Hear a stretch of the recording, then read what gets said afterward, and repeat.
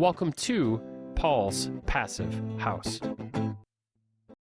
So we're back here at the north wall, our favorite place in the whole world, doing some finishing touches on our zip system sheathing. Specifically, it's time to flash and seal the zip system.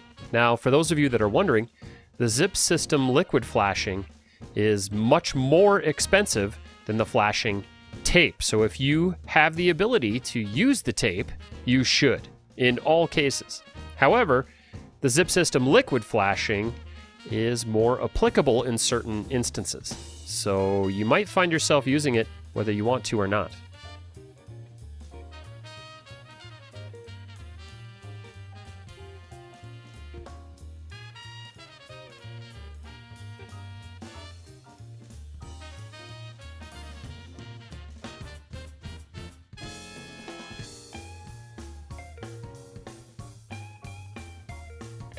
Taking a look at this north wall, you can see I've got the 2.5 inch 4x8 sheets of zip system, and then above that I've got the 1 inch zip system R sheathing as a fascia board. Now that's what I'm going to connect my gutters to, and between the two there is a gap, and that gap is what I'm filling right now with foam backer. I'm preparing this gap because I'm going to be using liquid flashing to make it air and watertight. Now there are certain sections of this gap that are much larger than others. So you can see me here using a couple different sizes.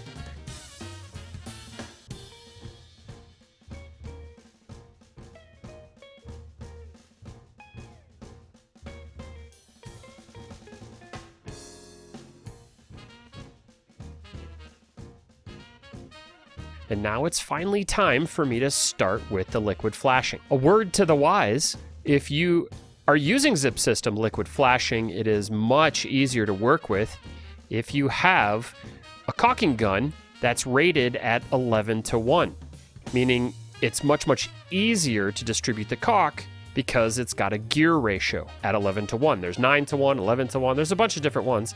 I got an 11:1 after I did this. That's not an 11:1 that you see me using, but I got one after I did all this because this was miserable on my forearms, which, if you've been following along, you know that I suffer from tendonitis. So once I got the 11:1, it made this whole job much easier.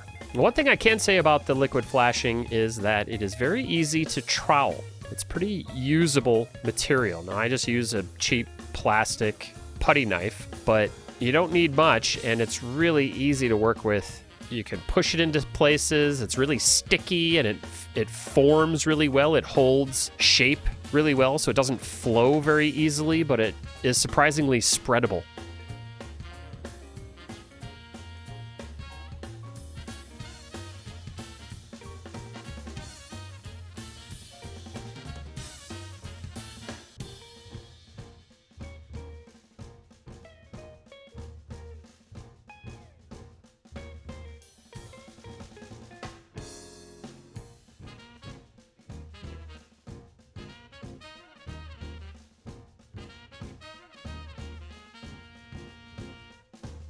You'll see me using mineral spirits from time to time to prep the tape because the tape requires a primer before you can apply the caulk. Another thing I found really useful with the liquid flashing is its ability to be ramped. So you can add a slope to the flashing, and that slope will stay until it's dry. It won't level out, which was really super useful, especially in this application. I wanted to seal the top of the 2.5 inch zip system sheathing, but I also wanted that seal to be at a slope. So if any water got behind there, it would flow to the front of the sheathing, not to the back. And getting the liquid flashing to slope was surprisingly easy and simple. Now you'll notice that I skipped one piece of zip system sheathing. There's a piece in the middle there that doesn't have any tape, and I'm not liquid flashing it. That's because that's where my new door is going to be installed. So I need to be able to take that piece off, put it back on, take it off, put it on, and so on until I have the door installed. So right now I'm flashing and sealing around that one piece. For those of you that are wondering, This zip system sheathing is going to be my air barrier. It's going to be my water barrier. And therefore, I have a dry to the inside strategy. I'm not going to be adding any insulation on top of the zip system sheathing. And so any water that gets into my system is going to have to dry to the inside. Now, in the state of Colorado, it's very, very dry here. The air is always dry. We have really low humidity levels, so I don't anticipate much moisture entering the home from the outside. I do, however, anticipate it entering from the inside, and that's why I've implemented a dry to the inside strategy. Now, there are a few schools of thought on how you should design your wall and ceiling systems. If I had my way, I would actually flip this and do a dry to the outside because the outside is so dry in Colorado. But because of the way this addition was built, I didn't have a choice. Just like in the main footprint of the house. In the main footprint of the house, I have a dry to the outside strategy. And that's actually the best way in my state. The key component of whether or not you should dry to the inside or dry to the outside is just that you pick one and stick to it. Now, again, this can vary wildly based on where you're located and your climate, but just as a general rule, it's a good idea to just pick one and then stick to it.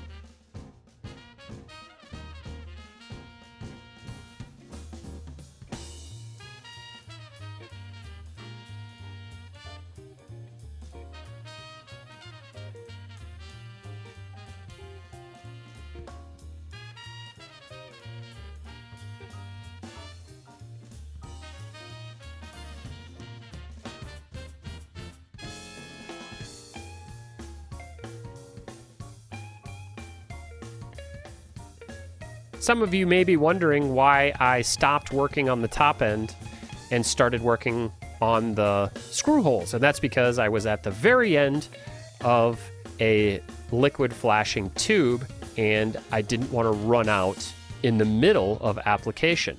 I wasn't sure how much I'd have. I wasn't sure how far this would spread. So I started filling in all these holes with what was left of a nearly empty tube.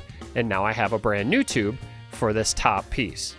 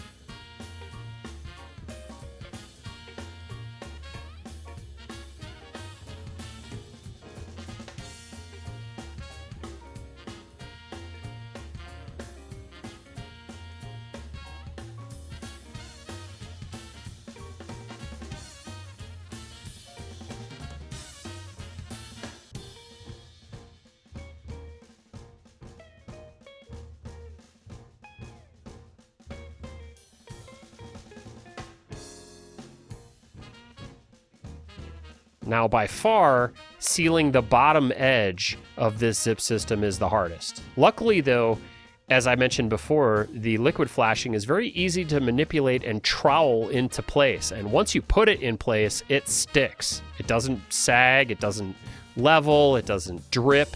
It stays exactly where you put it.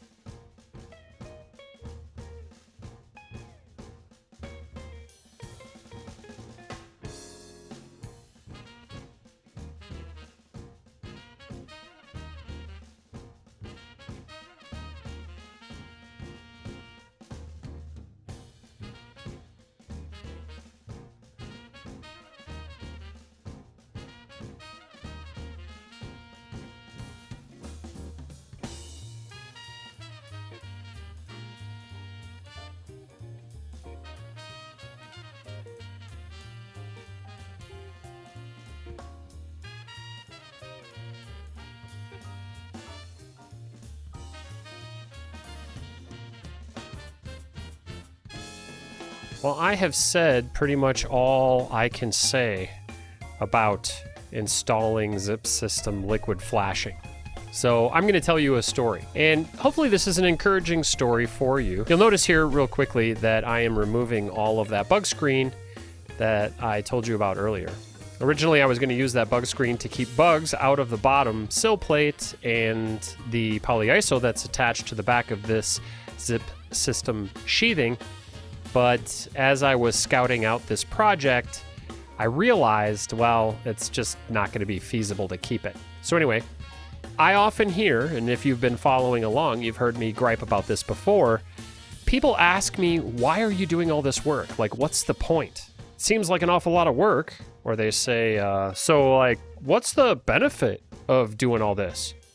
And then I say something like, you mean besides saving astronomical amounts of money? And they go, oh, well, yeah. I'm going to share some specs with you. So this house was originally sized for 180,000 BTU furnace. That's the size of the furnace that I took out of this house nearly 2.5 years ago now. Since then, I've done tons of work, as you've been noticing probably if you're following along. And I'm currently, this is 2026 in January, heating my home with 10,000 BTUs. It varies a little bit because the heat pump that I'm using isn't really rated for a home. It's meant to heat and cool a camper, like a van. So it's tiny. And it's not rated for very low temperatures, so it doesn't work really well when you get down into the 20s. I believe the rating for it is about 16 degrees. I have used some supplemental heating, but very little. And my entire house now is being adequately heated, although I will need to properly size it using the Passivehouse project planner, which I have. My home is adequately being heated with 10,000 BTUs. From 180,000 to 10,000. That is extraordinary. And here's the thing, I'm not even passive yet. And I probably won't be passive for quite a while because you can't get passive doors and windows in the United States. You can't even get the stuff you need here. So I'm just doing my best. Plus, and bringing it back to what you're looking at on screen here, if you look at my foundation, there's a ton of it exposed there. technically I need to insulate that, but I'm not going to because I don't want to dig up all that dirt. I'm just going to wait and see kind of what metrics I hit based on the work I have completed. But imagine that for a moment. Imagine you modifying your home so that instead of burning 180,000 BTUs, you're only required to use 10,000. That's real security. I can tell you that converting my house to renewable energies, whether I choose geothermal or solar or wind or a mixture, is going to be infinitely easier because of my lowered electrical footprint. I have so little use for electricity in this home that it's going to make electrifying it with renewables a breeze. And not only am I going to save money every month on bills, which I'm already doing, but every time one of my systems, let's say I need a new furnace or a new heat pump as it were, it's going to be thousands, probably tens of thousands of dollars cheaper because I went to all this trouble to insulate and improve this property, to make it airtight and so on. And that's really looking, 10 years down the road or whatever, that's really the value. That's really the goal, is when it comes time to maintain the systems I'm installing now, it's going to be cheaper and easier.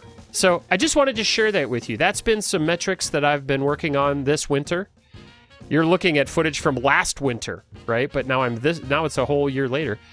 And I'm seeing some real results, some important results worth sharing with you, and results that I hope you're able to strive for in your passive house project.